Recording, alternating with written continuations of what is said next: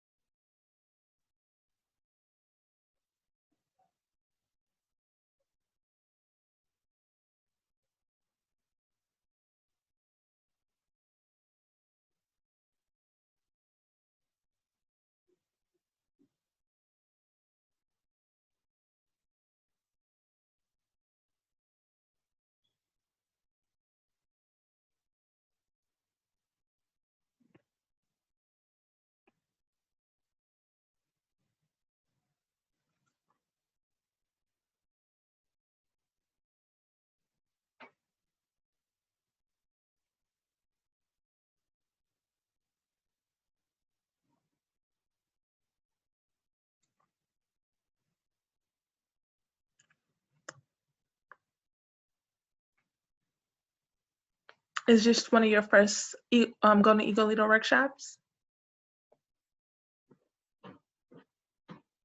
No, it's not. Oh, okay. I missed the 15th, but I think I already done that like last spring. Which one was it?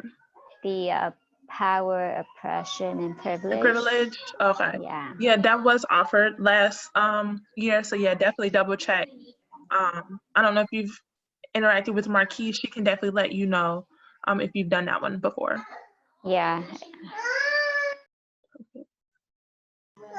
Sorry, my babies are crying. No worries.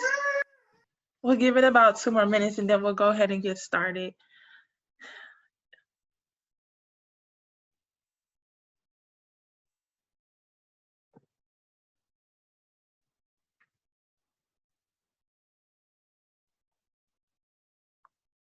Yeah, she said hi. Okay. Yeah. Okay. Yeah. Do you want to hang out with your sister for a little bit? Yeah. Okay.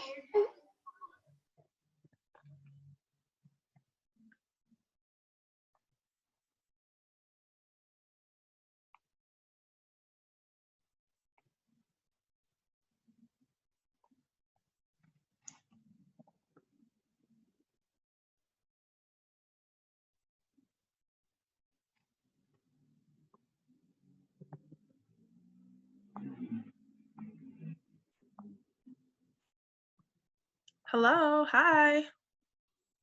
Hi. We're just gonna see if a few more people hop on in and then we'll go ahead and get started, okay? Okay, no problem.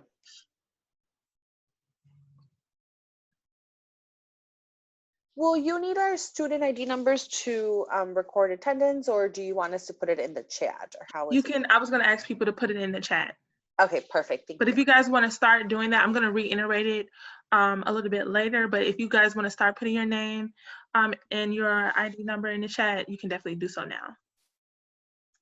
Perfect. Thank you.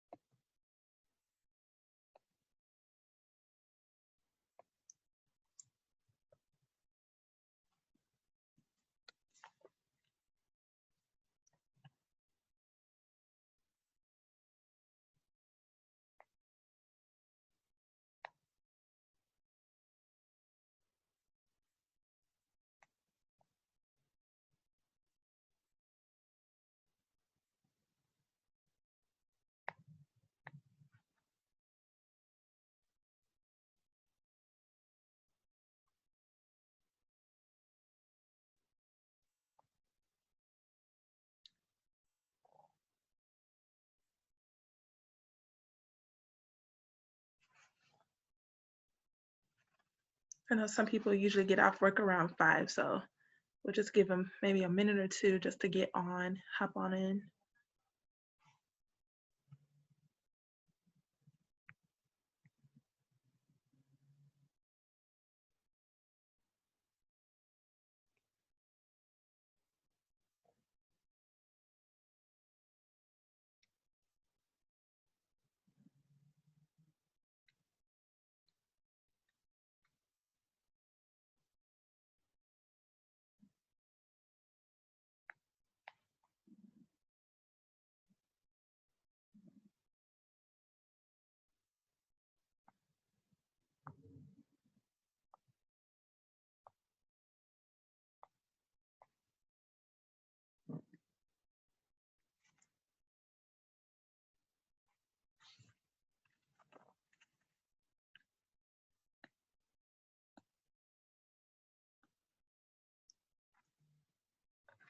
All right, so it's 7 after, and I want to go ahead and get started. I want to make sure that we're making sure your time is being valued. So we're going to go ahead and get started. So before I share my screen, I just kind of want to get to know you guys, and you guys can get to know me.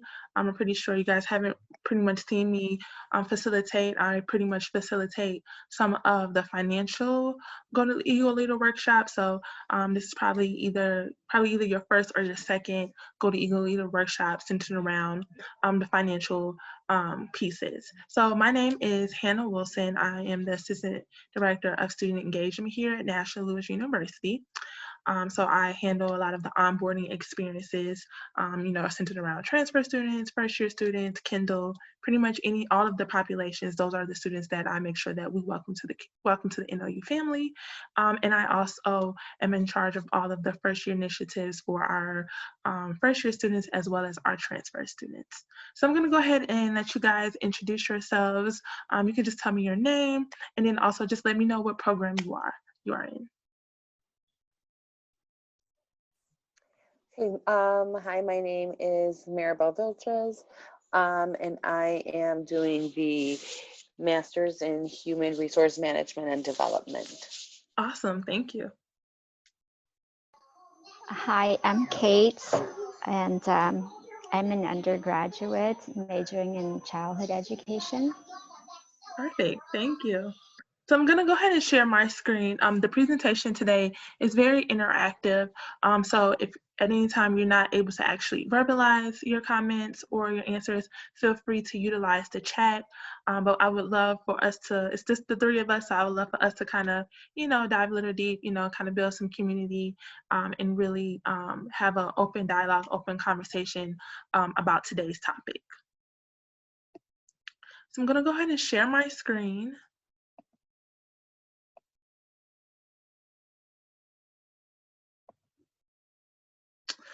So today's Go to Eagle Leader workshop is going to be talking about budgeting. So it's the art of budgeting. And so today is actually the advanced budgeting workshop that we're going to be doing today. So within this presentation, of course, we're going to do introductions, which we've already done. We're going to do an overview of budgeting. We're going to discuss and establish what are our personal and financial goals. And then we're going to be doing a personality test. So within that, not personality test, a money test. Within that money personality test, you'll get to understand what your money personality is. And then we'll also talk about some tips and tricks for budgeting.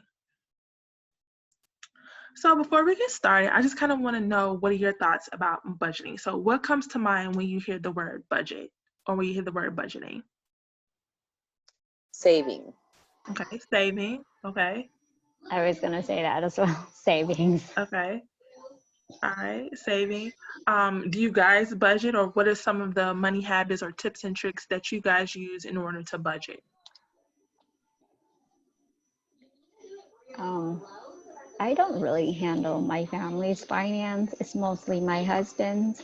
Okay. But when I was on, like by myself, I think I was okay with budgeting. I have this rule of like always putting 50% away and then use the 50% that I have. Okay, yeah, that's definitely a good strategy. That's actually a strategy that I've used a few times as well. Of like, you know, getting paid and I'm going to save half and then live off the other half. So that's definitely a good strategy. Any other money habits or strategies that you guys would like to share? Yeah, so I also put, part of like a certain like percentage off. I've never done like the 50, but that's a good idea. I should try that. Okay. Awesome. Well, thank you so much. Does any one of you all actually use maybe like a spreadsheet or some type of format to budget? Or is it just strictly, you know, saving a percentage? I don't have a spreadsheet, but my credit card, they always give me like a statement of like what it goes towards. Because I mean, this day and age, who uses cash anymore, right? Right. So like, yeah, so like all the charges that I make like on a monthly statement, like it categorized like what I spent in groceries and entertainment and restaurants and things like that. Perfect. Yeah. And I would say that's definitely a good strategy to look at. You not all the time do you have to actually just fill it out, but sometimes one of the good strategies is just making sure that you are taking a look at those monthly statements, which can also be a benefit to actually saving, actually budgeting. So thank you guys so much for sharing some of your thoughts about budgeting and how you guys usually budget. So kind of start the conversation about budgeting. So a popular quote that's by David Ramsey says, a budget is telling you where your money is going to go instead of where it went. So it's pretty much saying, this is where I want my money to go. Because sometimes when you don't budget, it's like you had $100 and it's like, oh my God, what happened to this $100 that I had? It's like it's gone in a minute. So when you budget, it's pretty much letting you know where the money actually went. You kind of have your money accounted for because you were able to kind of look at something and say, hey, this is where my money went. So a formal definition of budget is a financial plan that allocates future incomes towards saving and debt and repayment. So being able to budget allows you to put money towards different things that we all have to pay. So that can be, you know, our rent, it can be our mortgage, it could be anything that we have to pay for, but it also can be things that we're looking to save. And also it can assist with paying debt that we might have accumulated throughout our lifetime. So what are some of the reasons that we budget? It allows us to decide how we want to spend our money. It determines how to spend money in the future by helping us save. It teaches us how to live on less than the available amount allocated. So sometimes, you know, if you get paid and like you guys said that sometimes you guys save half of that. So it's like, okay, then it allows you to teach yourself how to live off of half of that budget. Helps you stay out of financial trouble and prepares you for emergencies or anything that might happen throughout our life, especially in the future. It helps you control your spending and stay organized. It keeps you on track with your financial goals. Some of us have goals of things we want to purchase or just getting out of debt or anything like that. It helps us maintain and keep those financial goals. It also keeps us from feeling financially overwhelmed. It helps us avoid or get out of debt, and it allows us to get ahead, or allows you to get and stay ahead. So I always like to tell people that when you want to start budgeting or you want to get into budgeting or you feel like there's something that I really want to purchase or something I really want to do in the future, you always start with a goal. That's your number one tactic to budgeting, is starting with a goal. So one of the questions I have for you all is, what are some of the goals that you guys have? It could be financial goals, it could be educational goals, it could be social goals as far as like, hey, I know in 2022, I want to take a trip to Europe. You know, it can be any goals like that. Or with my family, I know me and my family, we want to purchase a house in the future. You know, what are some of you guys goals that you guys have for yourself or for your family, or social, educational, you know, whatever? What are some goals that you guys have? And you can write them in the chat if you like. Let's see. Well, for me, some of my goals would be to try to have like a nice vacation every year with my kids. Okay, So that would be one. that's a good Um, goal. Okay. Yeah. And then also, save enough for my kids to, for college for the little ones. Okay, perfect. Those are definitely obtainable goals. Thank you so much for sharing. Kate, did you have any goals you want to share? I don't know if I have any personal goals, but it's more like family goals, That's fine. like trying to but they're really like dismal goals, like very long term, like but retired and live off of like our how do you say, passive income. Okay, good. Do Yeah. you have any, any short-term goals that you might want to start saving or for budgeting for maybe like next year? Um, Probably I wanted to get some things done to my teeth. Okay, Like, and it's gonna be very expensive. okay, But yeah, definitely that is something that I would like to save for. okay, perfect. Awesome. So both of you guys mentioned short-term goals. I know Maribel mentioned yearly trips, so that can be not necessarily a long-term goal. That can be in the future. And then you mentioned getting work done on your teeth, which can definitely be obtainable within, a short period of time if you're saving. And then you both mentioned some long-term goals. So I think it's also always good to think of your goals in short term, what you want to do immediately, and then also thinking about what you can do long term as well. So I want you guys to remember those goals. At least one, I just want you to remember at least one, because we're going to utilize those goals and kind of build upon all those goals that we're discussing. The next slide. So you take your goal, and you guys mentioned your goals. And so once you take that goal, you want to take that goal and you want to turn it into a SMART goal. Has anybody ever heard of a SMART goal?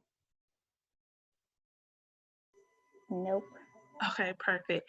No, So I have not. I'm awesome. I'm glad you guys have it. So then I can pretty much give you guys what it is and how to utilize a goal. So all of us can say, this is what we want to do in the future. We want to take this goal and we want to run with it.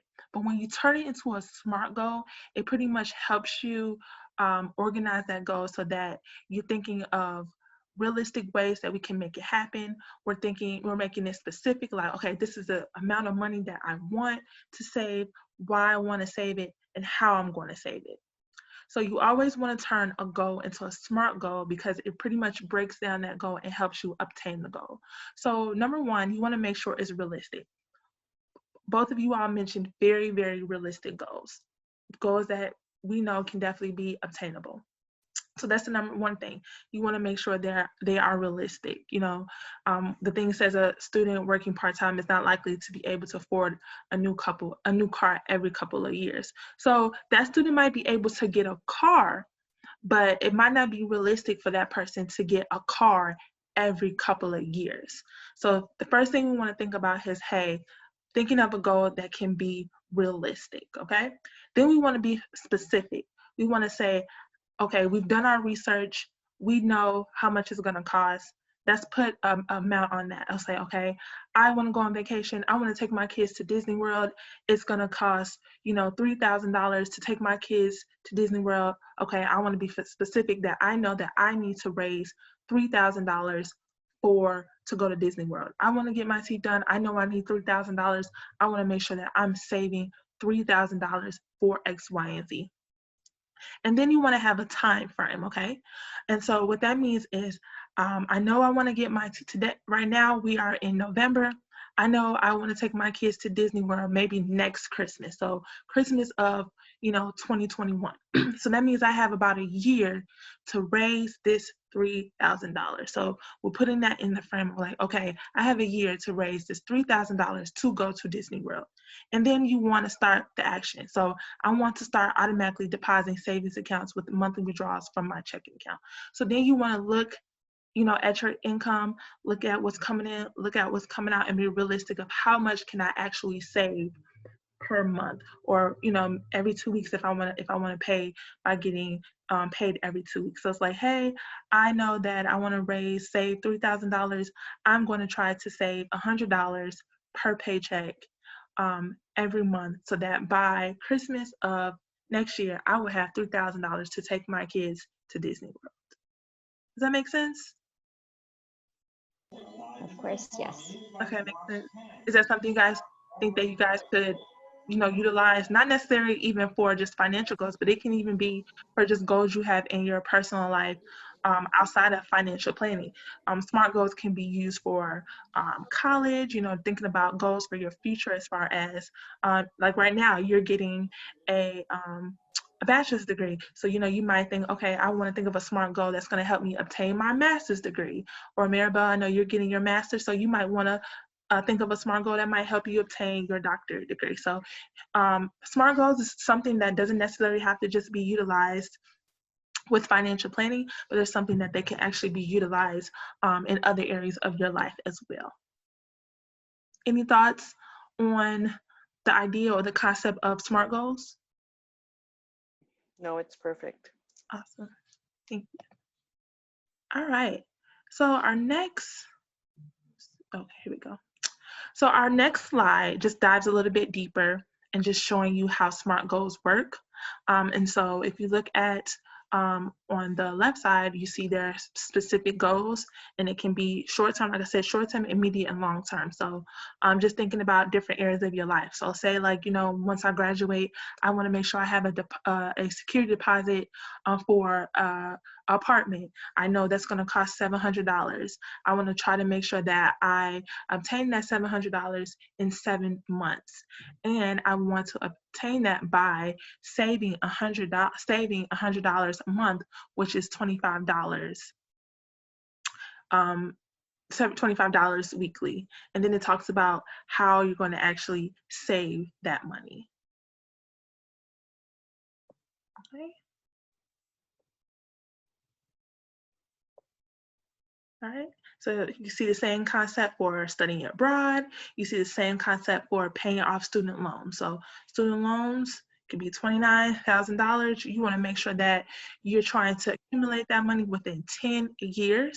And so by doing that, you're going to save $290 a month, which is $73 a week. And so how am I going to do that? I'm going to do that by keeping debt low, by searching for scholarships and finding other ways to pay off that debt and make sure that I'm not continuously accumulating more debt. It can even be other ways that you can look at that as well, but that's just one concept of trying to save that $29,000 for paying off student loans. Okay. So after you have decided on what your goals are, and you've thought about, you've turned it into a SMART goal, you know that you want to save this certain amount of money. The next thing is thinking about, where does your money come from? How do you accumulate income? So that can be multiple ways. Some of us are still living some of us might still be living home with our parents. Some of us work. Some of us work, and then we also have side hustle jobs or other things that we do on the side to accumulate money. So those are different things that we utilize to accumulate income. Does anybody want to share like even a list, like one way they accumulate income?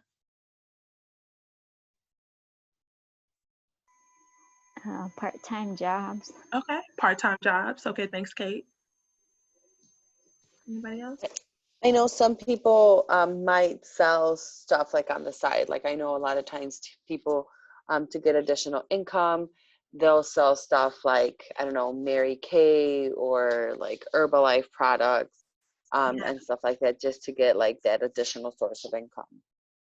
Perfect. Yes, that is so true. And I could just even think about myself. So like I work at National Louis, and so that's my main job, but then I also like do bake and sell baked goods and party goods on the side. So that's two ways that I'm able to accumulate money. And those are two ways that I bring in money for myself.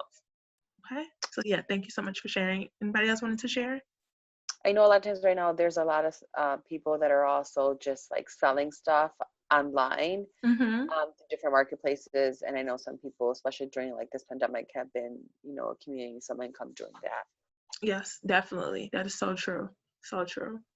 And it's crazy. It's it's so many ways that you can make money. Like it's really really cool, all the different ways that you can actually make money within the time that in which we live in, especially with the internet being so robust and with YouTube being robust. It's so many ways to actually make, you know, additional income during these times. So this is how you make income now. Have you guys even thought about ways to accumulate income in the future? So is there some ways that you thought about how you could potentially accumulate income in the future? I know, Kate, you work part-time, but you're going to school. So maybe one of your ways of income is maybe once you graduate, you know, a permanent income job, or other ways that you might make income. Has anybody thought of future ways to make income? Yeah, so like once I get my job, like we'll start putting away more savings to eventually buy like more real estate and live off that rental income for retirement. Oh, that's a perfect, yeah, I like that idea. So yeah, that's actually another way too that people are making money on the side as well. I know a few people too have bought buildings, and it might be like a 3-story building, and it's different people who live in the building, and then, you know, they accumulate rent from each one of those individuals. So yes, that's definitely way that you can actually make additional income in the future. And that's actually something that I've thought about too as well, as far as accumulating income in the future. Thank you. So what are your feelings about being financially dependent or being financially, you know, independent? Has anybody ever thought about that? And does that add any, you know, thoughts as far as when you budget? Do you guys thinking about for the future, like, I'm budgeting so that I can be financial dependent or be financial independent? Does anybody, is that something that comes to your mind, or is that something that you think about?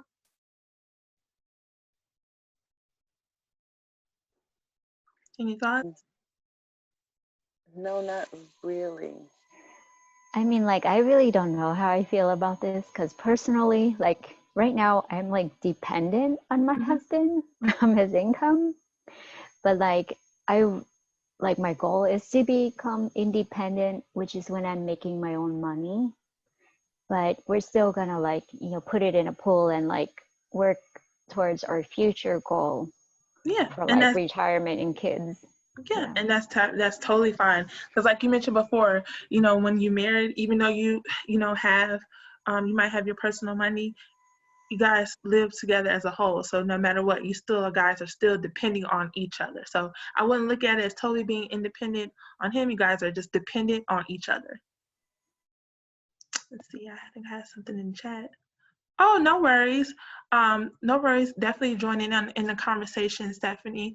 We're just talking about budgeting, and right now we're talking about how we personally bring in additional income. So no worries. Feel free to chime in if you want. Right now we're talking about where money comes from. So if you want to, you know, discuss different ways that you have accumulated income, it can be through your job, or maybe what are some of the side jobs or side hustles that you've decided to do. I know within COVID, within the last couple of months, people have been really creative with finding ways to make money. So if you have additional ways that you have learned, or just things that you might have been doing down the years, feel free to share. Feel free to write it in the chat as well. I took on a temporary position at a hospital as a clerical assistant. Okay. All right, that's definitely good. So yeah, so right there, that's definitely another way to get additional income. I know me personally as well have thought about doing agent work as well as another way to bring in income. So yeah, thank you so much for sharing that. Which is about to turn to a full-time job. I think I'm gonna take that one. Awesome. Look at God. Uh-huh. Yes, that's also too, that's a great thing too, sometimes about like side work.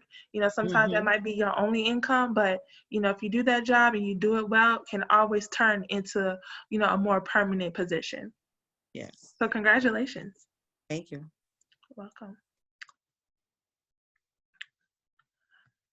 So the next question or the next slide I wanted to talk about is where does your money go? So and just to bring Stephanie up to speed, and you can start thinking about this too as well, because we talked about it already, but if you want to think about what are some of your goals, like what are some goals that you have? It can be financial goals, it can be goals you have in the future, it could be social goals as far as like, hey, I know I want to travel in the future, or I want to save, money for my kids, or I want to buy a house, whatever it is. I want you to think of at least one or two goals that you have, because we want to make sure that we're taking those goals, and eventually we're going to use those goals and kind of show you how you can actually budget for that goal for the future.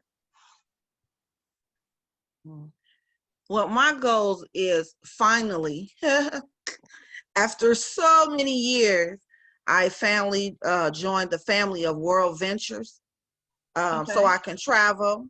I was supposed to have gone up under my nephew, but now I'm under my niece. I'm under my niece, so I'm not going to travel just right now because of what's going on, but that's my future.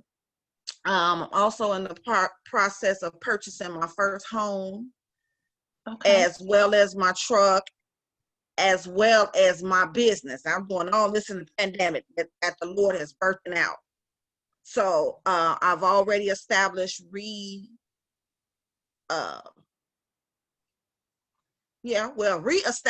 my credit again, because I wanted to get back up to 8.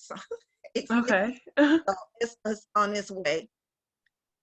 Perfect. So yeah, that's it for now. Awesome. Good. Well, you have a lot of goals to be working towards, and definitely long-term, short-term, and definitely obtainable goals. So we want to make sure that you keep those so that those can be goals that you can actually write down, and make sure that when you are doing the budget, that those can be something that you are looking towards to. Because like I mentioned before, it always starts with the goal. So you want to write down your goals, and then we want to work towards our goals. I know one other thing that we talked about were SMART goals. Are you familiar with SMART goals? Yes. Okay, perfect. And I was telling them also, like, once you get a goal, make sure you take that goal and you put it in SMART goal format, because it helps you look towards the future. It's like, I know that I want to do this. I know it's going to take this much to do it. I want to do it within this time frame, and this is how I'm going to do it. So always make sure that you're putting your goals in that SMART goal format. So thank you so much for sharing, Stephanie. We had to do that for the not the MH class. We had to do it for my bachelor's class. So I was like, here I go again. It was something that when I was doing the Upward Bound program at Loyola, one of the professors told me to do. I was like, oh, he's just talking too much. And then the vision, he was saying the vision board. And here it comes back 39 years later. I'm like, I should have did it. So I did the vision board, and I said, I can see myself in this house, this type of house. I can see myself in this type of truck. And so that's how I started doing it. I started visualizing myself, as well as I had dreams about my business. So that's how everything started coming to play. It's going along good. Still got some more ways to go, but I am prayerful. With God, all things are possible. That is so true. I agree. I believe that, and I agree with that as well. Yes. Yes. And like I was telling them before too, you don't necessarily just only have to use that SMART goal for financial goals as well. That's something that it's a tool that can be used in other areas of your life as well. Yes. Yes. So the next question I want to ask you guys is, where does your money go? So we've established how we make our money. Now we want to establish, where does the money go? Like I started off with that quote at the very beginning, when it talks about budgeting helps you know where your money is actually going. Because when we don't budget, sometimes it's like we had $100, like, oh my God, what happened to it? So when you think about how you spend your money, where does it go? Does it go towards rent or a mortgage, food, your car note, phone bill, shopping? Let me know where you guys, where does your money actually go?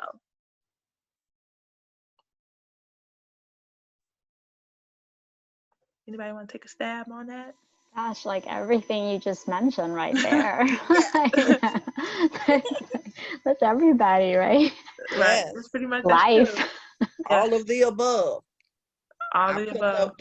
the important things first, rent, 'cause I have to have a place to live, True, true. the bills, and then I always section off a portion towards my dreams. Okay. So I had to, oh my God, I had to really pray for discipline because I'm an Amazon head Okay. and always shop all my life. So I had to put myself on punishment for a while in order to obtain the things that I want, because those things could still they'll still be there. And I can take what I have and go to the store and buy a $4, $5 top if I want to, or I could just, dress it up with I have some of my uncle's ties. So Mm-hmm. you can always dress it up. So that's how I started um utilizing my money and Okay. try to spend as less as possible. Yes. And I like you utilize the word discipline, because I think Yeah. sometimes that's something that we don't really take in consideration, like when it comes to money, of like when you need to budget, you definitely have to have discipline, especially when you have decided, okay, hey, I'm going to allocate a certain amount of money to the money Mhm. that I use to live off. I'm going to save a certain amount, but I'm going to utilize this amount of money. But you got to have discipline to make sure that you stay within the amount that you want to actually utilize without actually utilizing the money that you want to save. Mhm. So what patterns can you see in your spending habits? Are there any patterns? And they can be, good patterns, negative patterns. I know you mentioned that you're an Amazon head, and sometimes, even though sometimes Amazon is like, oh, this is the most economical way, but it's like, okay, if I can afford two things, but I'm just thinking, oh, so economical, then I'm gonna actually buy seven, when seven might not be in the budget. Only three might have been in the budget. So sometimes there's something also to think about, especially like when you thinking about sales. Sales, sometimes people are like, oh, it's on sale, but is it in your budget to buy it even when it's on sale? You know what I mean? True. Yeah. I know my dad always told me that, because I always would be like, oh, buy this because it's on sale. And my dad's like, but if you did not need that item, even if it's on sale, it is the most expensive item that you purchased because you didn't need it. Exactly. Exactly. Yeah. Wow, that's Sometimes. like the thing I struggle with too. I'm so glad you answered that question. Like me and my sister, we will have like debates when we go shopping. She'll always be like, "It's on sale, it's on sale," and I'll be like, "No, you don't need that. Like right now, you don't need that, even if it's on sale." Exactly. And that goes to question 3, like what factors do you think influence your purchase decisions? And sometimes, things on sale can influence your purchase decision of actually buying that. But then it's like, do I actually really need this item even though it's on sale? Does anybody have any other factors or anything else they think influence their purchase decisions? I think one thing that I've noticed in terms of like now really watching like where my money goes is the amount of money that you can spend on just like eating out. And even if it's like Yeah, it all accumulates and it's like at the end of the day, it's like, oh my gosh, I can't believe I spent all this money on like food. So that's where I need to be more mindful, because it just goes. I totally agree with that. I was just thinking, and I was telling somebody a couple of weeks ago. So when COVID first hit, some of us were like afraid to like go to the grocery store, or actually go to the restaurant. So one of the things that I was doing, I was using like Instacart, and I was utilizing like Uber Eats and different things like that. And I was like, wow, I'm really spending a lot of money on utilizing these different formats. And it's like, okay, was this in my budget to actually utilize those type of tactics? So you can definitely spend more money on using certain things when you don't necessarily have to. Anything else? Anybody else want to add? Uh, I have this crazy habit of like when I'm so good at saving for like a few months, and then I'll go out and like splurge like everything that I like. I don't know, like when the COVID hit and we were home for like 3-4 months, like I just like went to Target and spent like $600. Yeah, that happens sometimes. And I think sometimes too, like when COVID first hit, I know me personally, I felt like, oh, I'm not really buying anything. Like I haven't really been shopping. I'm doing really, really well. And it's like once, COVID a little bit let down, it's like, oh, I can go to the mall now. Like this is exciting. Like I'm so happy. I'm so geeked to actually go out and actually purchase something. So yeah, I definitely can agree with that. Any other comments? I think we have a few things in the chat. Let me check the chat. Just want to make sure I didn't miss anybody's comment in the chat. Anything else anybody want to add to just thinking about where their money goes or how you decide to make purchases? Anybody want to add anything else? No? Okay. No.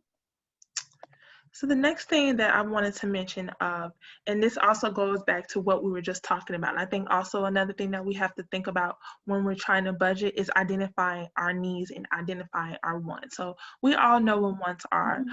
Those are experiences that help us live more comfortably. So it's things that we want, but things that we don't necessarily need. They're the things that we buy for fun and leisure. And that can be, travel, going to, other countries or other places, entertainment, going to the movies, is that actually a necessity if we can't afford it or if we're trying to budget, designer clothes, gym membership, coffee house drinks. I'm not sure how many Starbucks drinkers we have on here or how many Dunkin' Donuts drinks we have on here.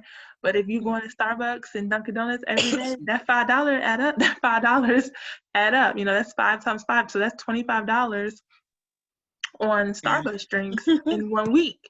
So, just thinking about stuff like that. And I'm not saying ever get rid of these things, but it's just learning how to utilize these things in a smaller fashion. So It all adds definitely up. say it again. I'm sorry. I said it all adds up, and it adds up very, very quickly. Exactly. So it's like I don't have to have Starbucks every day, but maybe I can go to Starbucks like once a week or something like that. So just thinking about it from that fashion. Is there anything on here that are wants for you all? And it's like I do this a lot, but I don't necessarily need to do it. Has anybody thought about anything within their life that they can think of?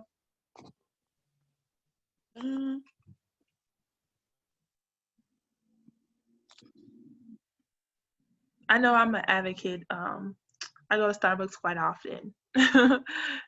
So I know that's one thing for me. And I know we mentioned eating out.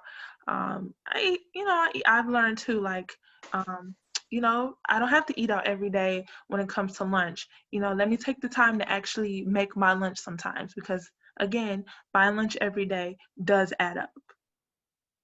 Mm-hmm. Anything else? Anybody want to add, or is there anything that they do or it's a want that they have when they really think about it, they probably could ease off a little bit? And not necessarily saying give it up, but just maybe like doing in moderation. I want to say gym membership. Like, I think that's more of a need than a want because you need to be healthy. It's not that like you have to have it, but like it's important to be healthy to take care of yourself. Yeah, and I agree with that. And I think when they mean like gym membership and a want, it's like, do I have to actually go to the gym to work out? And sometimes needs and wants are different for everyone. So for someone, they might not necessarily, if it's not within their budget, maybe they don't need to go to the gym to actually work out. Maybe they can work out at home. So that's where that balance scale comes from. Of like needs versus want, it's kind of like dangling down back and forth because for some people a gym membership might be very important because they really need to work out and they can't work out at home. They need to be somewhere else. But then some people, they actually can work out at home. So that might be a need that they can actually eliminate from their life. So yeah, so that's one of them that's definitely like on a balance scale depending on who you are. Got it. Thanks. I'm gonna tell off on myself because while I was at the school and with those classes and working with the PACE students, oh my God, Starbucks, here I come. And then where I am now, where I'm working at, is close to Dunkin' Donuts. So it's like, I don't need it, but I want it. So I say, That don't make sense to me right now because I want it. I just need to want it. I just need to want it. So Right. I totally agree. I got to That's cut. I'm working on it. right. And no, I totally agree. Like I mentioned before, like I'm at Starbucks, quite often, or at Dunkin' Donuts quite often. And sometimes I have to Yeah. think to myself, like, do I really need this today? Like, can I just go into school in my office and use a K cup, like a free K cup? Like, do I really need to go purchase this today? So I definitely agree And with that. those macchiatos, and I can't pronounce it, they be calling my name. Yes, caramel macchiatos are my fave. With whipped cream, heated. Yes, that's exactly how I make mine as well. So true, so true. Anything else? Anything else? So I know for me and Stephanie, it's those coffee house drinks. Yeah. Anybody else has that one want that you think about? Like, do I really need that one?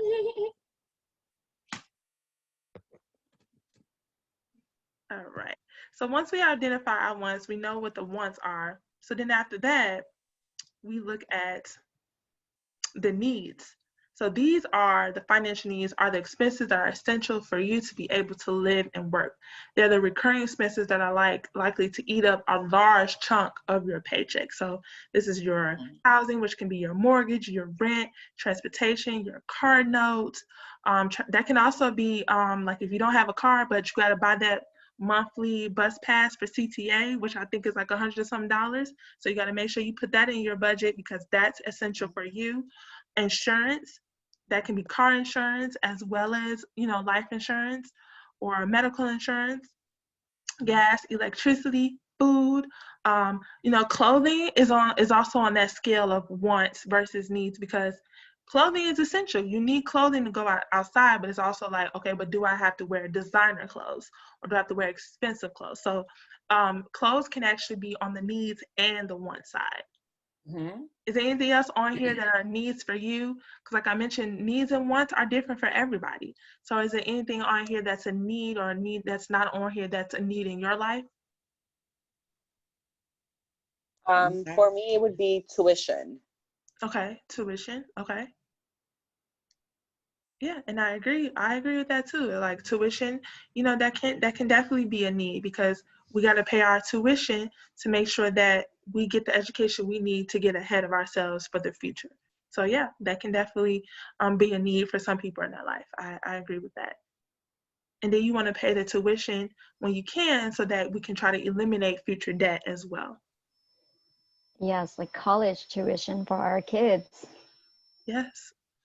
Yep, and that can definitely be a need because a lot of times a lot of people want to make sure that they're eliminating that hardship for their children. Anything else anybody want to add as far as needs that there are needs in their life? And we talked about food. I think food goes in the same category with clothes. Food is essential, but is restaurant food essential? Is going out every night, is that essential? So, I think food is also one of those items that's on both sides of the spectrum. Awesome. Thank you so much for sharing. So I wanted to talk about a little bit about the emotional spending. And so when we say emotional spending, it's like sometimes, why are we deciding to buy that? Like, why do we want to buy that? Sometimes you have to look at it as for the 48 rule. So think about, do I really, need that? So think about it for 48 hours. It's like, do I really need this particular dress? Or do I really need to, purchase this large item? I will always say give some, especially bigger purchases, at least 48 hours to think about it. Know your triggers. Know why you are actually purchasing this item. Are you purchasing this item because you need it, or are you purchasing this item because somebody has it, or you saw it on TV, or you think this is the biggest fad, and I want to make sure that I'm a part of what's going on in the world. I want to make sure I have that as well. And also too, like emotional triggers as well. Like some people shop because it helps them internally with their emotions. Sometimes when things are not going necessarily so well, some people eat, but some people shop. So just thinking about what are your triggers, like what makes you want to go out and spend, what makes you want to go out and do these things that might not necessarily be in your budget. And then also, make a list. Make a list of actually what I need. And then kind of look at that and say, okay, I definitely need this, but do I really need this? And then, unsubscribe. Unsubscribe can be like, okay, these are the things that I have, but because a lot of things now that we're subscribed to you to Netflix, we're subscribed to all of these things that we're actually paying for, or we're subscribing to things where we get things in the email that can also trigger us to want to buy something. I know we talked about those sales. Sales hit my email all the time. So it's like, okay, I see this email. Oh, Express has a sale. Do I really need to go to Express? But it's the only reason I know it's there is because I saw it in my email. And then you have use cash. And I know this is, 2020. Cash is really not a thing. But sometimes when you have cash, but actually this can go, both ways. Because I know some people, when they have cash, it's like, where did it go? But then sometimes when you're utilizing your card, you're able to actually see straight hand what you're actually purchasing. So I think using cash or using card can definitely go both ways depending on the type of person that you are. Any thoughts or any questions about that? Yes, Kate, I see. Yes, emotional shopper. It's definitely real. It's definitely a thing. Anybody else have any thoughts about, triggers that might cause you to shop, or any other thoughts, or what are some, things that you might do as far as making a list, or do you use cash per se, or, do you use a debit card or a credit card that's better for you because it helps you navigate your spending? Yeah, I'd use credit cards. Because those emails, and I tell you, Coach, DSW, all I'm like, oh God, I got this. Oh, they got this purse on sale. Oh, it's so cute. Do I need it? It'll go with everything I got though. Yes. But then I say, Stephanie, you got 11 purses up in there. You can give them away. But sometimes I wind up getting it. Sometimes I won't. Mm-hmm. Yeah, I agree. Yeah. There's that discipline. Discipline again. Yeah. That's that. That's hard. Psychological marketing. It's hard. Yeah, especially when when I first started working when I was real young, I got paid every week, and then I used to make bonuses. I used to sort mail. I used to make bonuses, and I said, well, I could do this, because my parents, they didn't have all that extra money to do all the extra stuff. They took care of the household, took care of the children, the food, and everything, and we could only get like little stuff. It wasn't bad. So when I'm about this, and Mm-hmm. I can't keep doing that at 57. Yeah, I agree with that. Thanks for sharing that. Yeah. And that's that, like I was mentioning before, that psychological marketing, like they're doing that intentional. That's one of their tactics to get us to go out and try, to buy those items. Yeah, and they know what you like. And I noticed you looked at this some time ago. Let me show you this. And I was like, oh, delete. Yeah. I don't know if you guys noticed too, and I don't know if you guys are on social media, but they're actually starting to connect that stuff to social media as well. It's like I was just on this particular website, and then you go on social media, and then you see whatever you were just looking at, on in your feed. Yeah, they do that too. And they know what to entice you with. Yes, that's so true. So true. Any other comments on emotional spending? Okay. So next, I want to talk about money personality. I have something I want to show you guys. Actually, I'm going to put it in the chat, and I want everyone to take the time to actually do this small money personality quiz. It won't take that long. So I'm going to go ahead and stop sharing my screen. I'm going to go ahead and put it in the chat, okay?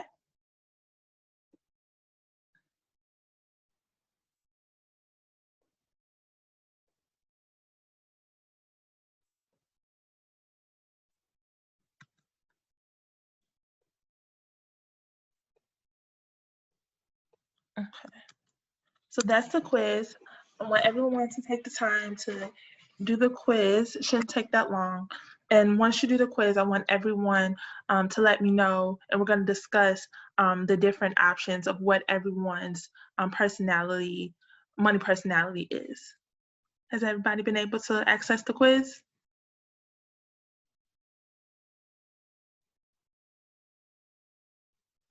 Yes, I have. Okay, perfect. Stephanie, Kate, you guys good? Able to access the quiz? It won't let me Yes. click. Yes, I got it. Thank you. I see it and I'm clicking, but it's not letting me do anything. Oh, let's see. Hmm. So if you copy, you can actually either press it or you can copy it. If you put I'm gonna that, copy and paste it. yeah, copy and paste it into Oh. your URL. Yeah, that's what I'm gonna have to do. And then you should, it should come right out. It's called Take the Money Harmony Quiz. Hmm. You see it? Yeah, my computer's so retarded.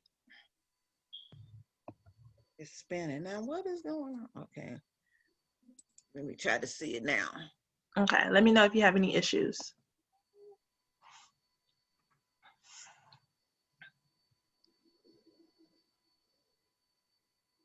Oh, wait a minute. It didn't copy and paste. My Bible verse came up.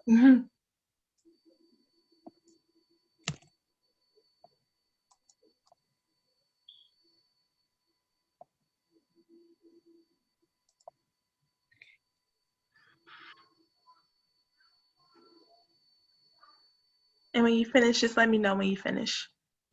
Okay.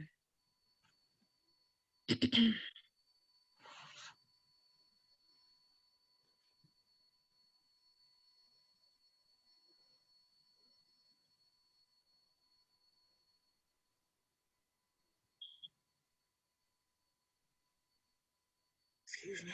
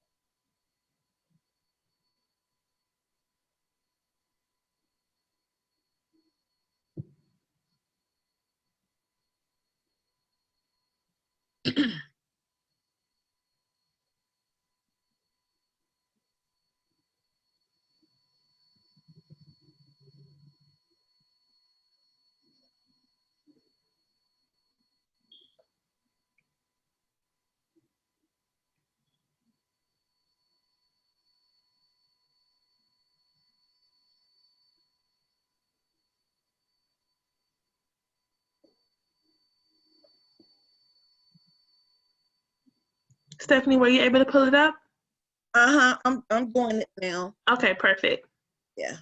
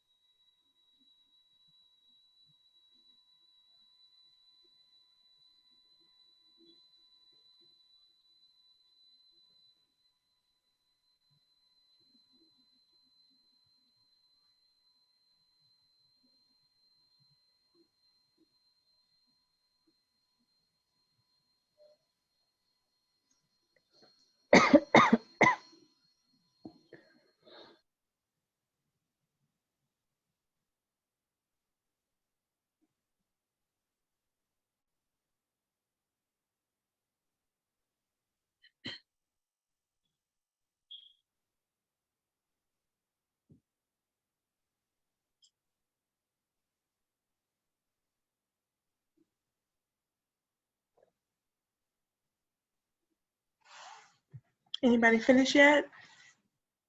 Not quite?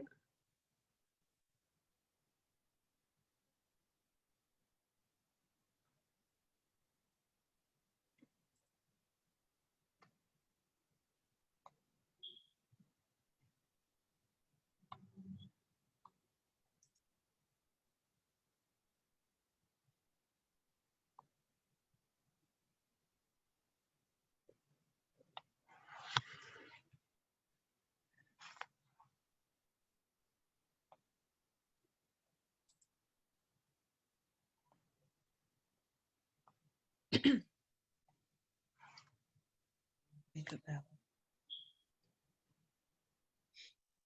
Um,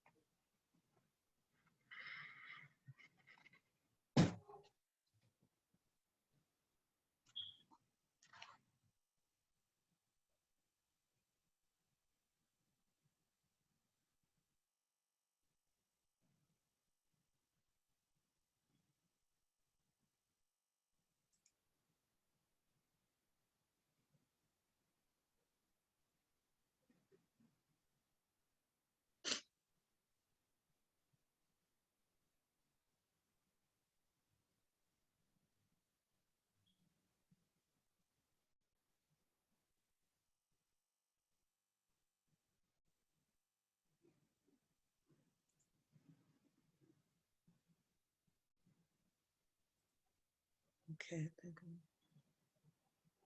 Anybody need more time? Yeah, I get 2 more. Okay. How's it going, Kate and Maribel? I just finished. Okay. Yeah, sorry, I have 2 more. Okay, no worries. Take your time.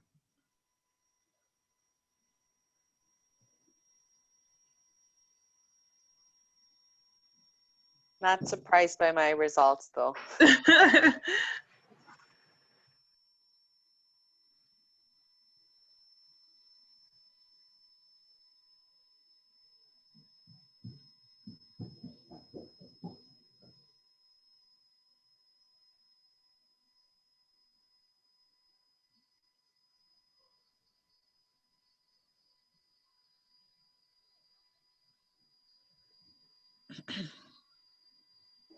Okay, I just finished. Oh, what is my money type? Okay. Huh.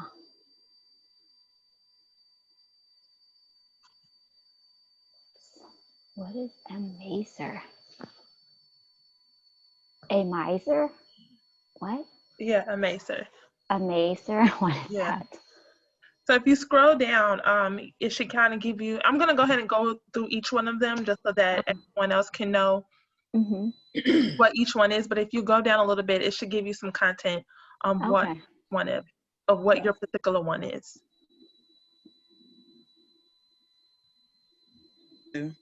Yeah.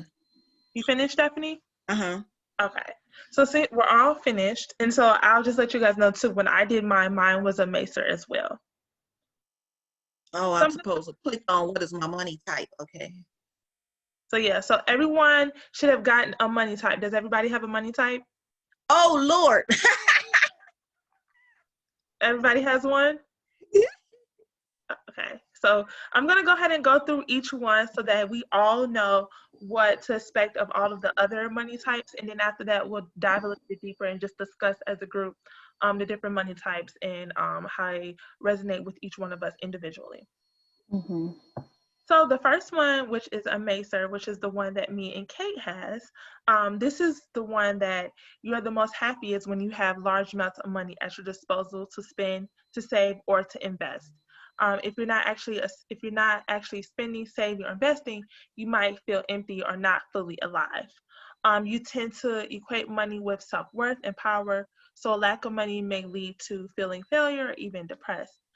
If you hire an investment advisor or financial planner, your major concern will be finding investments with high rates or returns that you hope to make as much money as you can as quickly as possible.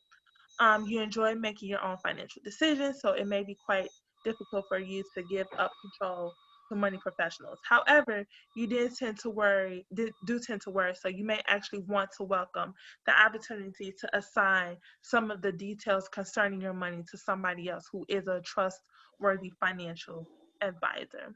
So that's this Mhm. one.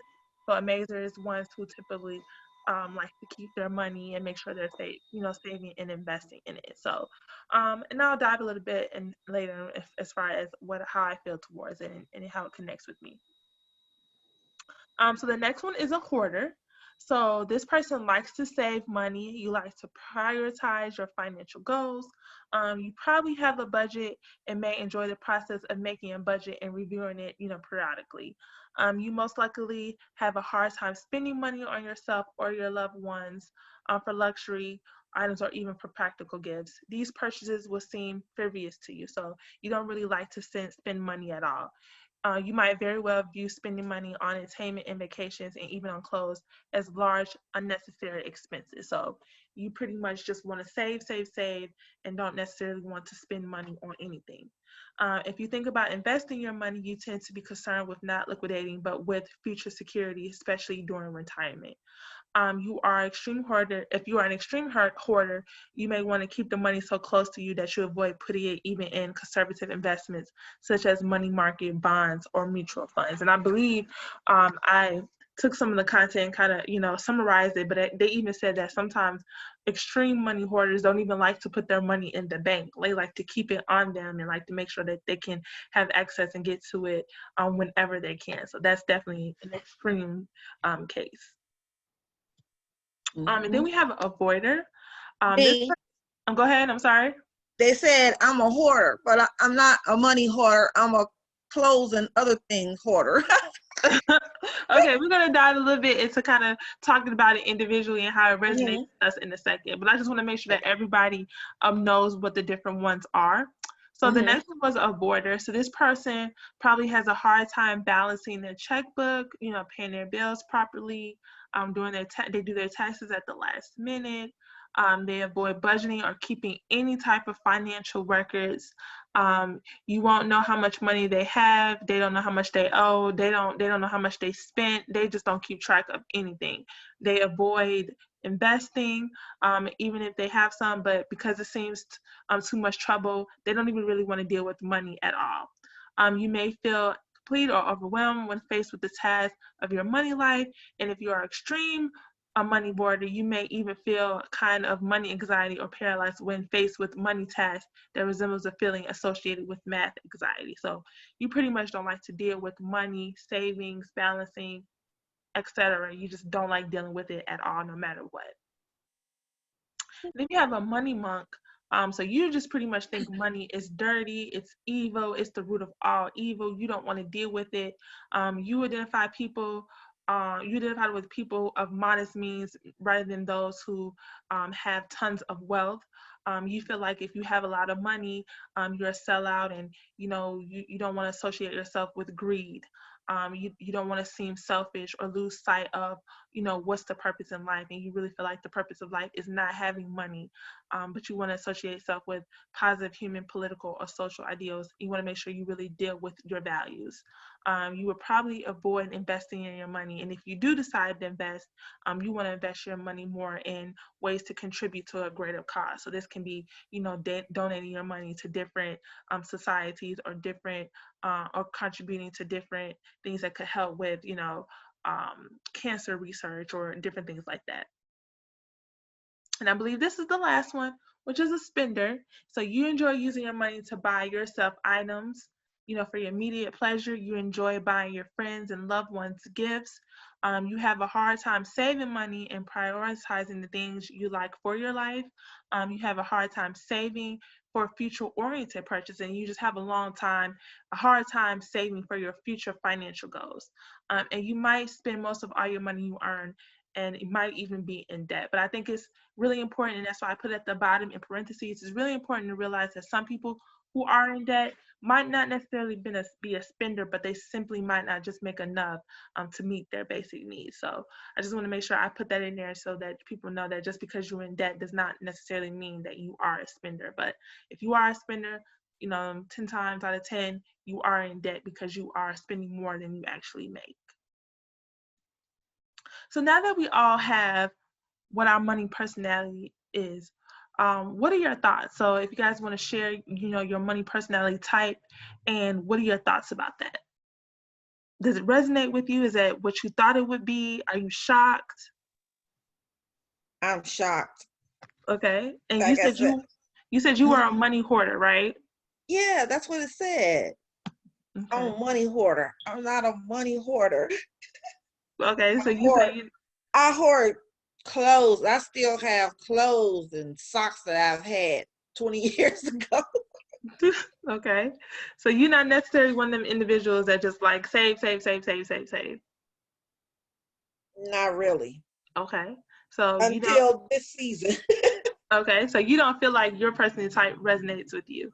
Not really, no. Okay. Yeah, kind of me too. I feel like I'm the hoarder. Okay. Which one did you Like that have? resonated with me. I had the Amazer. Okay. Yeah, but I always thought I'm such a hoarder, like the money hoarder. Like I just want to save, save, save. Okay. What about you, Maribel? I was not surprised by mine. I'm a spender. Okay. Okay. So we have Definitely. we have one person that felt like it resonated with you, and two people who felt like. Does anybody have any thoughts about that? Of like why you think you might have fell into the category that you fell into? Was it something? Did you resonate with anything within the description of your money personality type? No. Okay. So Stephanie said absolutely not. Kate. Mm. Yeah, I mean, like I think about a lot what it can do, for you, and like of course you want it to grow and stuff. But like when you don't have a lot of it now to do that, it's just like you're just hoarding it, you know? Right. Okay. I can agree with that. In it says that I like to prioritize financial goals. Like I was saying, in this season now, because I had to do a lot of disciplining. Mm-hmm. Oh, yeah. Okay. And So then it maybe said that's the the piece. purchases would seem frivolous to you. Yeah, but I used to get it anyway. Mhm. So you mentioned that things have changed because of this current time. So I think a good question to ask in the last two questions is, how has your perception of money changed over time, and how has COVID changed your attitude towards money? And I think you answered the question a little bit just now.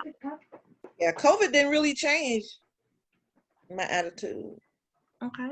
Anybody else feel like maybe COVID changed your attitude towards money, or has your perception of money changed, from within the last, maybe 10 to 15, 20 years? It could have been, you could have felt one way about money in your 20s and your 30s, but now you feel a different way, a little bit later on in life. Yeah, I think when I was younger, it's easier to earn money.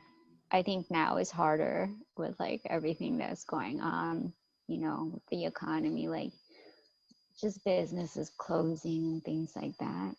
Okay, so you feel like when you were younger, it was easier for you to make, money. Yes.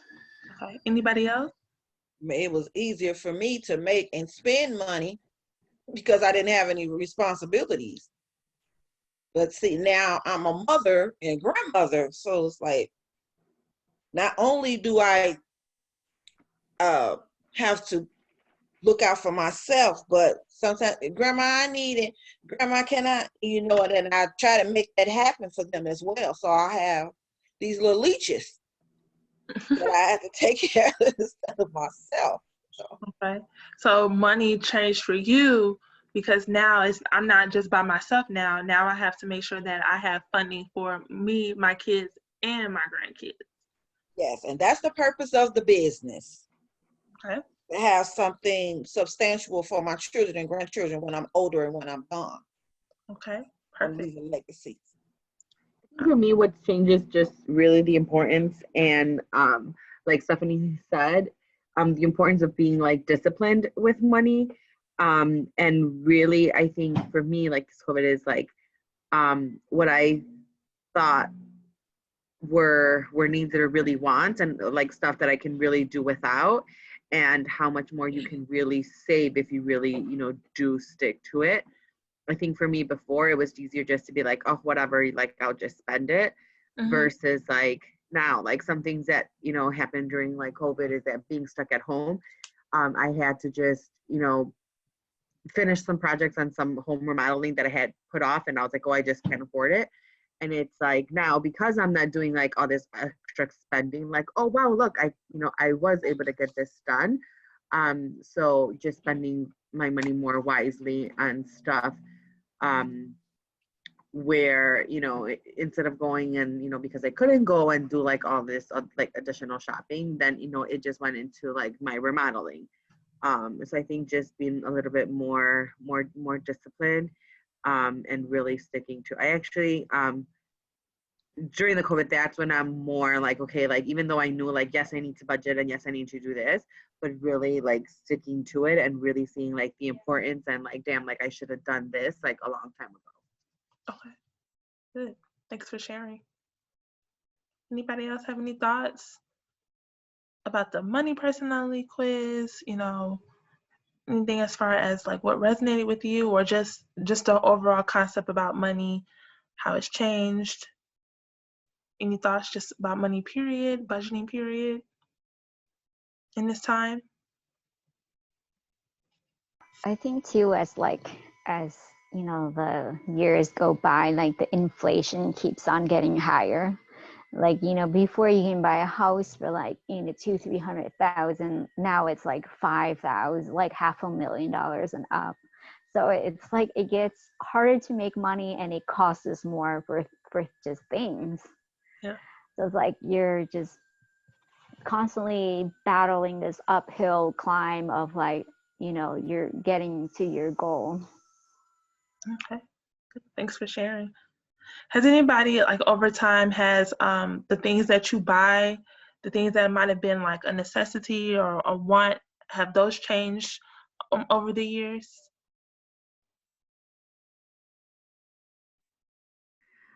I think before I just always thought I needed all these extra purses, and I still have a lot of purses to choose. And I think when I'm young, I was like, no, but I need something. No, they're not needs, they're wants. I still have to remind myself that, from time to time. But I think definitely, just for me, it's been like that. Okay. Thanks for sharing. Anybody else want to add to that? Yeah, I agree with Maribel. Like accessories, like clothing. Like I don't have to go out and buy like a different dress for like a different occasion. Like I don't do that anymore. Just like, I think when you get older too, you kind of are more physically responsible, and you think more about before, you spend, because you have so many other things that you're responsible for. So true. And that goes back to that's exactly what Stephanie was saying. It's like you were by yourself, and now it's like you have other priorities, you have other individuals that you're responsible for. So a lot of times that definitely has to be taken into consideration when you're thinking about how you spend your money. Mhm. Something And then we can also think about it too, especially when we was and I call it on punishment, and a lot of things were shut down before. It's like I'm not going nowhere, so I don't need any clothes. So I can wear my round the house clothes, wear my little loungers and stuff like that, and shorts or whatever. So Yeah. And I think a lot of people have thought about that too. I know me personally, I don't necessarily I go to the downtown campus maybe once or twice a week. So you definitely don't really have to get dressed how you used to. And then there's really no one there, honestly. And then other days you're pretty much working from home. So that's definitely true that, having to really get dressed really sometimes isn't a necessity as it used to be. I definitely agree with that. All right, well, thank you so much for sharing. Hopefully understanding your personality type help you a little bit with just kind of understanding, how you're spending your money and just even thinking about utilizing that when you're thinking about making purchases or thinking about, um, managing your money. Think about your personality type. Even though some of you all said it didn't resonate, but I'm pretty sure there are some components of that you probably could actually utilize as well. But then if you are one of those individuals, like I think someone said they were a spender, put that in your mindset that, my money personality is I'm a spender and I resonate with that. But how can I keep that in the forefront of my mind when I'm thinking about budgeting? I know I'm a spender, so since I am a spender, I want to make sure that I know that so I can maintain that. I want to budget. So then when I'm thinking about making these purchases, I also want to think about, hey, how can I also budget? How can I also save as well? Right. So I had an activity, and we don't have to dive into all of it completely, but I definitely wanted to show it. And I think I want you all to do it maybe coming from your own perspective. I think this would definitely be we can do the activity. I had the activity where we would actually budget out, a scenario, but I think it might be good for us to just think about our own personal budget as well. And you don't have to share, but everyone should have gotten an email with this particular budget sheet. And I think it would be good if for you just to take some time to kind of look at that and kind of just think about it from your own personal perspective. Um, if you have a job, or if you have jobs, or if you have ways that you bring in income, definitely put that within the budget. Or it could be job one. I budgeted that I'm going to make $500, this paycheck. But however, you might actually work overtime. So it's like I actually got paid this amount. So you would put in the budget what you actually are supposed to make. But if for some particular reason you worked overtime, or maybe you made less that week, you would put that in the actual, and then you would separate the difference. So you would do that for your income, however many jobs you have or however many ways that you make money, you would put that in the income section. And then once you make that difference, you'll understand what your total monthly income is. Okay? After you've done that, you look at your expenses. So it can be, your rent, your car insurance, your car payment, your credit cards, whatever. That can also fall into student loans as well, because sometimes your student loans is a fixed income as well, where it's a staple amount of money that's taken or that you pay monthly. So anything that's like fixed income, anything that I pay this amount of money, per month or every paycheck, you want to make sure that you put that in the budget. So you want to put in the budget is what you have set aside, but then the actual piece is what you actually pay on it. Because sometimes you might have a little extra money that particular month. It's like, hey, I have a little bit of extra money. Let me throw a little bit extra, on my student loans, or let me pay a little bit extra within my credit cards to kind of help me, lower those payments. And then we have our fixed and regular expenses. So these are the things that can actually fluctuate. So, at some point you might say, I think it was Kate who said that at times she would save 50%. So you can say I'm a budget for 50%, but then when in all actuality, did I save 50% or did I save, 25%? You want to put the actual. Food, I set aside this money for food, but I only spent this much. This was what usually my utilities is. However, this month it was a little bit less or was a little bit more. So you want to put that what you budget for versus what you actually paid for.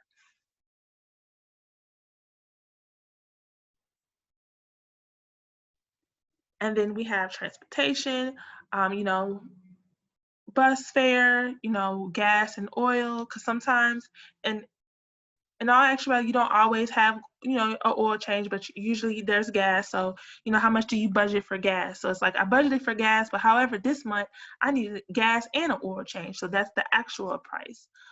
Parking, tolls, repairs, medical, clothing, entertainment. What do you budget for, but then what do you actually spend? So if you guys want to take a time to just stab it a little bit, of course, I know that you guys won't, complete it, but I just want to see if you guys could take a little bit of stab at it and, what did you guys come up with?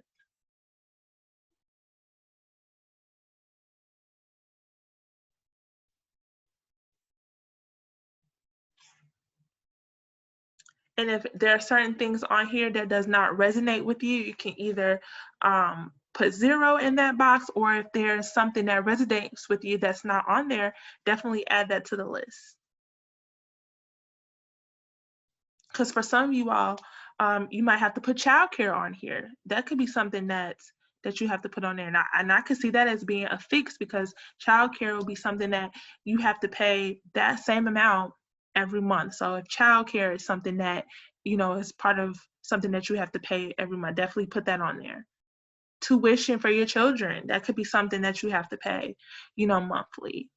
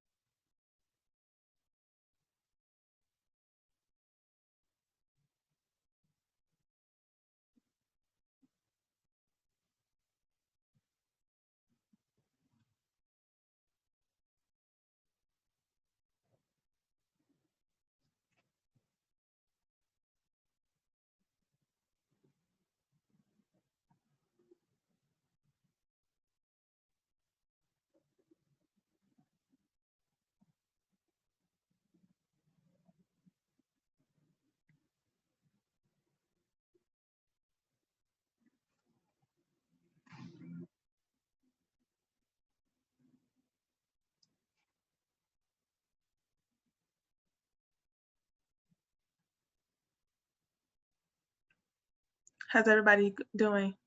Any questions, any thoughts, anything that, you know, has come up in your mind or your thoughts while you've been doing this? Is it a shocking experience? It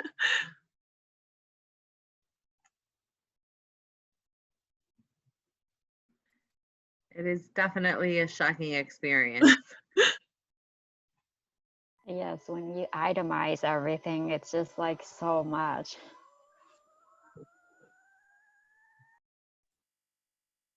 What is something that really shocked you? Was it like the amount of money you spend on, you know, what was something that really like stood out to you? It's like, oh my God, I cannot believe this. The amount of money I spend to how much money I actually have. Uh-huh. So, And that's why budgeting is so important. And because Yes, budgeting Stephanie. helps you look at what you are making, what your actually income is, yeah, and how much you are spending. Because technically, you shouldn't be really spending more than what you make. sure.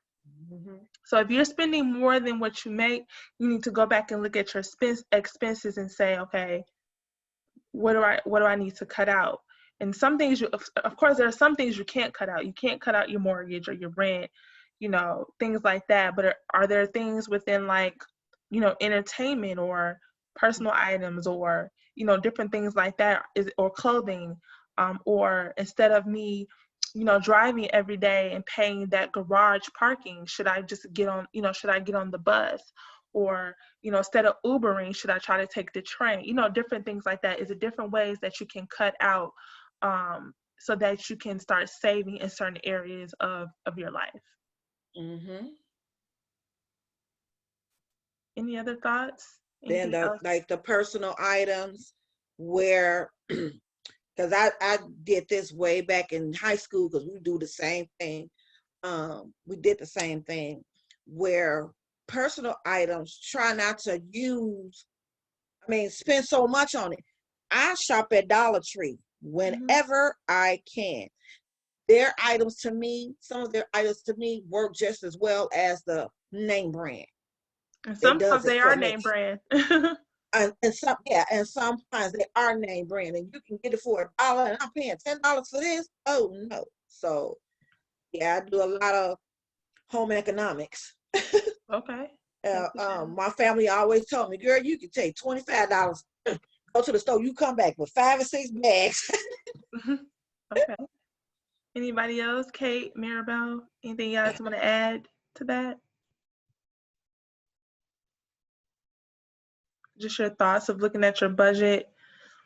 Is it what you thought? You know, are you finding ways within your budget where you can actually save, or ways within your budget that's like, hey, okay, maybe I need to cut back in this area? I think just for me in general, it was just shocking to see, like Stephanie said, is just the amount of money that you're spending every month on just, you know, some of the stuff. And yeah, I think for me, it's like, okay, like I'm trying to say, okay, like what section can I go back in and like, you know, can I trim a little here or there on like different items in order for me to be able to save more. Okay. But Kate, I did you think for have any me, thoughts? sometimes it's just like I don't know where I guess just the amount of like entertainment, because that's where I lumped in like the amount of like average that I would spend, you know, like eating out. And sometimes it's, you know, the unexpected of like my kids saying, oh, can I, you know, can we get Mhm. this and can we get that? I mean, just even like going to McDonald's, you can spend, you know, a lot when it's just, you know, like, you know, a few things. And I just think all of a sudden just like everything adds up. Uh-huh. Yeah, I get it. And I think I brought that up earlier. Some places things seem like they can be cheaper, but when you go to that place, you can actually accumulate so much and spend so much. Even at the Dollar Tree, like you can go to Dollar Tree and accumulate and spend, you know, so much. Mm-hmm. Mm-hmm. Kate, I did guess you it have any thoughts? boils down to like the wants and the needs, right? Yes, It's Yeah, like, definitely. Kate. do you need to spend like, you know, that much money on entertainment? Do you need to spend that much money on food? yeah, You know, it's like, why agreed. can't you like tackle out, you know, like stuff that is needed, like those are always reoccurring. But the ones, it's probably the ones you can adjust. Perfect. I agree. So this is actually a budget system that you guys can actually utilize. Some people get paid every 2 weeks. Some people get paid weekly. You know, some people look at their bills from a monthly perspective. But this is something that you can take this particular structure, this format, and everyone has a copy of it, and you can look at your bills and look at what you make, look at your bills, look at what you're bringing in. And I would suggest that everyone, take the time and from the very beginning, I'm gonna go back to the previous page, look at the different ways that you are bringing in income. Look at the jobs that you have, the side hustles or the things that you do on side to bring in money. Look at all of that. And I would say most people get paid every 2 weeks, so maybe look at it from a paycheck standpoint. This is how much I get paid this particular paycheck, and this is how much I usually make every 2 weeks doing this job that I do on the side. Okay, this is how much I usually make, so I'm budgeting for that, but this is how much I actually make. And then make sure you're separating the difference and understanding, so this is what my monthly income is. That's my monthly income. And then looking at your expenses, what is your legit mortgage or your rent? What is your car insurance? What is your car payment? Putting your credit cards all together, or even if you want to look at them separately, all of your credit cards, and say, okay, this is how much I budget for this particular credit card, but this is how much I actually paid, and then separating the difference. And then looking at your savings for your food and your utilities.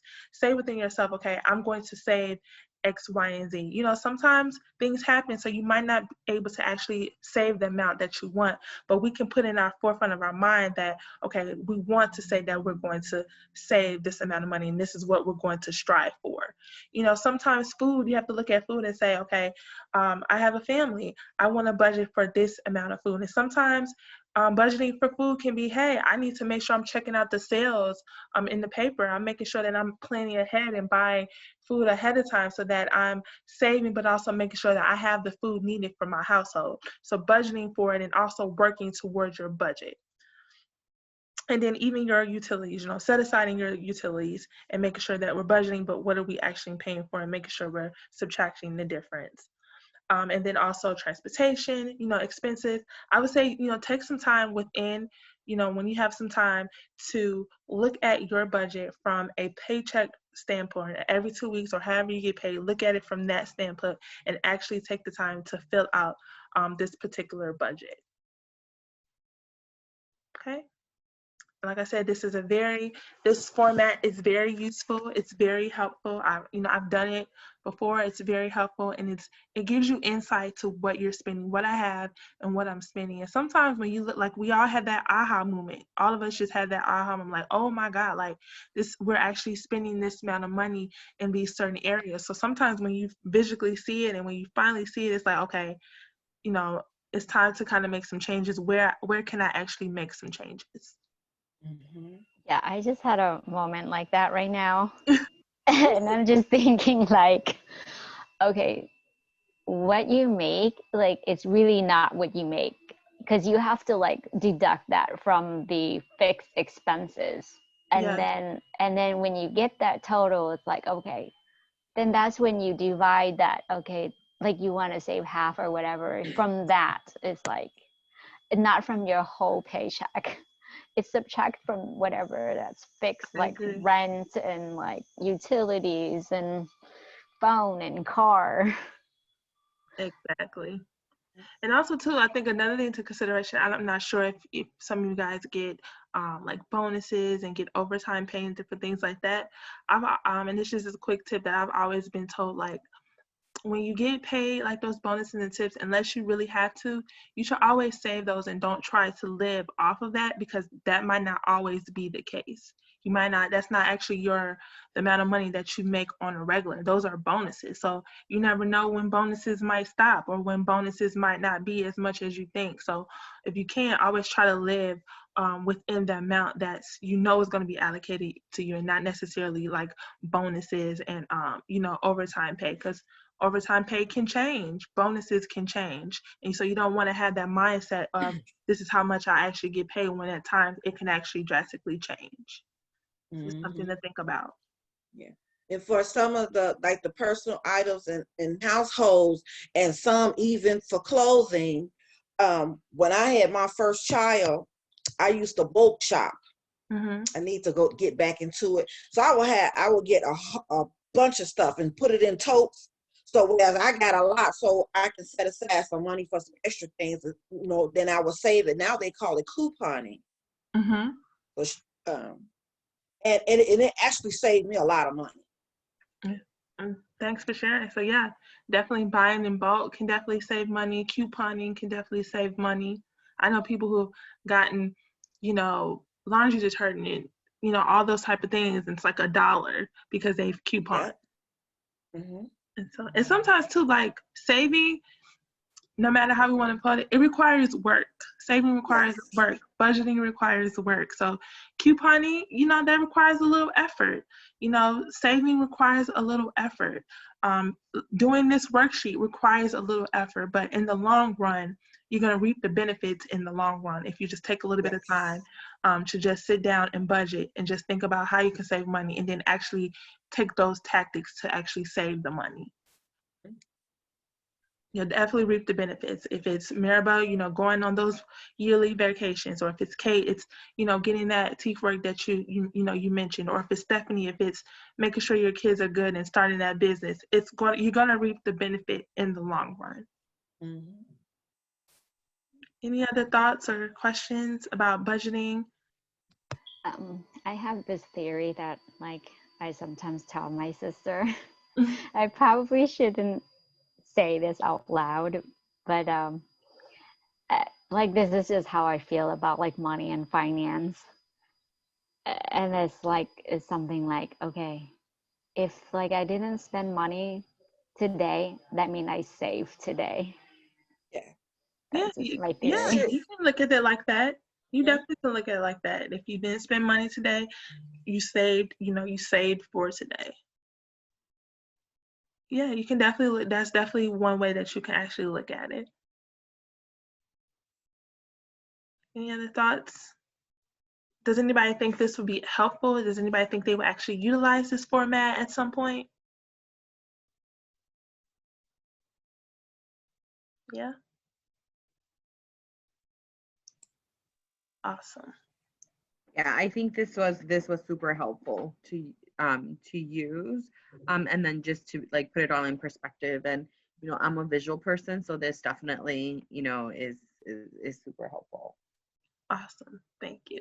Yeah, when I was doing my research and just there's so many different ways to budget, but I wanted to make sure that people actually can visually see where the And it's money's easy. going. Definitely. And you can make I sent you guys copies. You guys can make copies and just kind of, and I can always resend it if needed. But it's just a good way to actually visually see where your money's going and actually visually see like what in different areas I can actually add to or pull away from. So we actually kind of discussed it already, so we're not going to go over that because we discussed it in great number already. But just to kind of just dive a little bit deeper into just different steps that's just going to help you begin the process, especially for long term. So we kind of talked about filling it out, fill out as many categories as you can. If it doesn't resonate with you, just put a 0 or leave it blank. And then also if there's categories on there that resonate with you that are not on there, just make sure you add those categories to the sheet. Also, try to fill it out as honest and as pure and as true as possible, because the more realistic you are with filling it out, the more it's going to be accurate. So if you can, definitely take some time to really fill it out to the best of your ability. And you might not get it completely right the first time, but it could be something that you do, every time you get paid or monthly. It's just something that you can do to kind of actually visually see, how you can save or how you can budget, for the future. Step 2, examine your current habits. So, after you've done it a few times, start looking at it from, okay, this was month 1. So these are the 2 spreadsheets I did for 1, and this is for 2. Kind of look at it, look at it from different perspectives so that you can be able to kind of track, where your expenses are going. In order also to help you save, save the receipts. I think somebody mentioned, I think it was Kate, looking at your bank statements. Look at your bank statements or look on your bank app. How many people have your bank app on your phone? Yep, I do. Perfect. Yes. I think it's, especially in this day and I age, do. technology is awesome. We're able to actually go on our phone and see where our money is going. So we can actually see all of our purchases. And you can also access your bank statements as well from your app as well. So make sure that you have that bank app so that you can actually see, where you're making purchases and you can see, how much you're spending. Also, if you don't want to necessarily utilize this structure as far as having it in paper form, there's definitely free apps as well that help you organize your funds as well. So I put a couple of apps on here that I know that are free. So you can use Mint, Pocket Guide, Albert. Those are free budgeting apps that you can get from your app store. No matter if you have an iPhone or Android, you can get these apps on your phone and they'll actually help you budget your funds in a more technology way. So if the paper form seems a little tedious, definitely utilize these apps. Or you can also, if you don't want to write it out, I don't know how good some of you are with like Excel or Google Sheets, that can be something that you can do as well. Create a Google Sheet. This is January. Create a Google Sheet for January. That's this month, and then you can just have something that you can keep track of on Google Sheets or on Excel on your computer. And always pay first. No, we talked about saving, and for everyone, saving is different for everyone. You have to think within yourself how much you can actually save, because we're all a difference as far as where our money goes, what we have to pay for. But you always want to pay, yourself first. Put aside amount first. So use direct deposit or bank transfer to pay yourself first, and have a set amount per month that you want to save. Make sure you don't want to take away from the bills that you have to pay, because we want to make sure we paying our mortgage and our rent first, because we want to make sure we always have something, a roof over our head and food to eat and different things like that. But if you can, definitely set aside from the top amount of money that you know will works for you, and save that from the very beginning. So always kind of try to save first, you know, pay your bills, and then what's left over, look at that again and see where you can save within the money that you have left over as well. And then review and adjust. Like I mentioned before, you know, do this 1 month. Okay, this I'm looking at it from 1 month's perspective, and then see how you can, you know, rework that budget for the next month. You know, what worked, where did I struggle? So I know Kate mentioned, you know, she's tried to save, you know, half of what she made. So okay, I'm gonna try to do that this month, but something might have happened where you had to pull from it. So it's like, okay, next month I'm gonna try again. So where did I struggle so that I won't have to struggle in that way again in the future? So, you know, make adjustments, resolve issues, anything that you can fix, you know, try to do it. So nothing is set in stone. You know, just because you budgeted this way the first month doesn't mean you have to budget the next month. So continue to just work at it until you find something that works best for you. And then just some other additional budget methods that we talked about. One particular way is, you know, budgeting from our percentage perspective. So like, you know, budgeting, okay, I'm gonna budget 25% of my paycheck or 50% of my paycheck. So that's one way to budget. Or it can just be like, hey, I have $500, I'm going to budget $100. So that's a classic method of just allocating a fixed dollar amount. So that's another way. And then another way is an envelope method. And this can be pretty cool and pretty effective as well. It's like I have these envelopes. This envelope says travel. This envelope says mortgage. This envelope says rent. This says car note. This says the amount of money that I'm going to use for going to different restaurants. So you put that amount of money in that envelope, and once that money is gone, it's gone. So if I say, hey, I'm in November right now, and I'm putting $200 into this envelope, and that's the money that I'm going to utilize to buy my lunch or, you know, go out to eat with my friends or whatever. Once that $200 is gone, it's over with. So it kind of helps you really be strategic in the fact that, okay, I want to go out with my friends, but I also want to buy lunch at times as well. So it's like, okay, I have to make sure that at times I'm actually making my lunch so that I won't exhaust my money for leisure food within a certain period of time. Okay, so the envelope method can actually, you know, be very effective as well. Any questions, thoughts, concerns, ideas?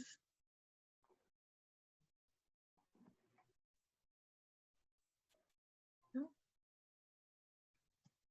I believe that was my last slide. So any overall arching questions, any thoughts? I hope this was beneficial for everyone. And very practical and something that you guys can definitely, you know, utilize in the future.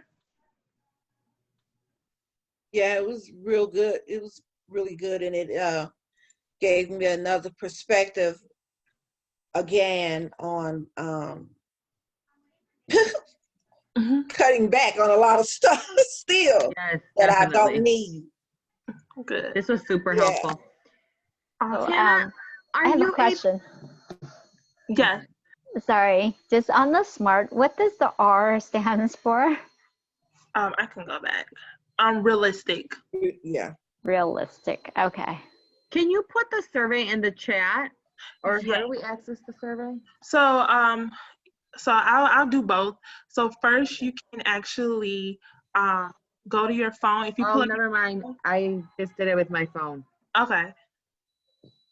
Does everybody have access to pull up on their phone? Is it mandatory that we do the survey? Yeah, it's really simple. It's literally like it's really like 6 questions. So the survey? Yeah, the survey, and it's anonymous. Like I don't know, you know, who did it or whatever. So it's completely anonymous.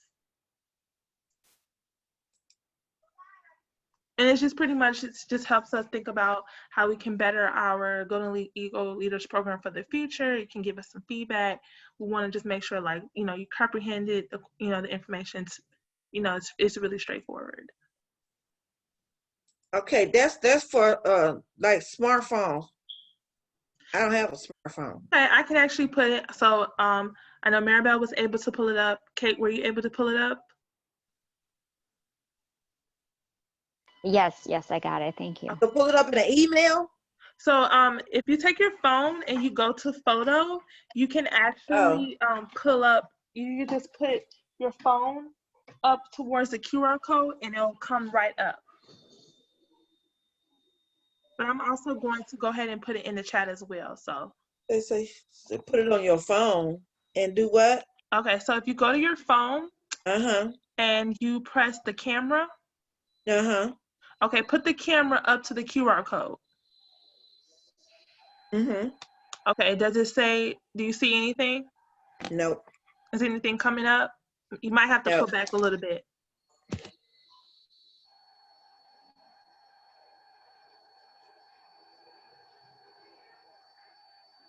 No? What is it supposed to do? It should take you to a survey.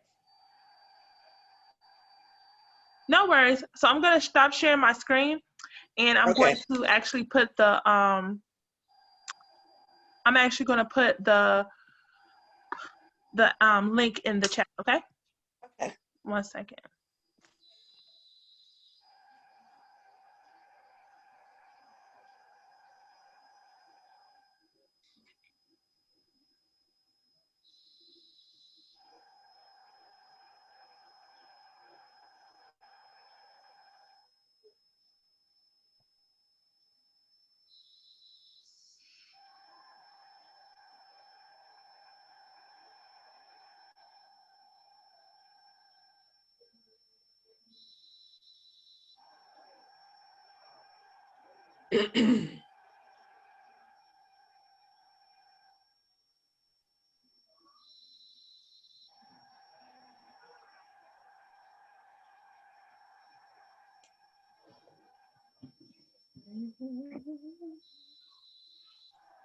Okay.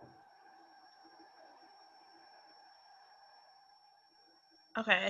So Stephanie, I just put the link in the chat, so that should take you straight to the survey. Okay.